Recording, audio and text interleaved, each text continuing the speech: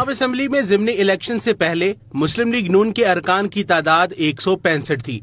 नून league के 2 अरकान फैसल नियाजी और जलील अहमद शरकपुरी अपनी नशिस्त से मुस्ताफी हो गए और नून लीग के अरकान 163 रह गए। पीपल्स पार्टी के अरकान असेंबली की तादाद 7 है। 4 आजाद अरकान जबकि 1 वोट राह हक पार्टी का है। ज़िमनी इलेक्शन से पहले हुकूमती इत्तेहाद के अरकान की तादाद 175 थी। वजीर आला बनाने के लिए हुकूमती इत्तेहाद को ज़िमनी इलेक्शन में 11 सीटों पर कामयाबी दरकार थी, लेकिन वो सिर्फ 4 सीटें जीत सके। सूबाई ईवान में ज़िमनी इलेक्शन से पहले तहरीक इंसाफ के अरकान की तादाद 163 थी।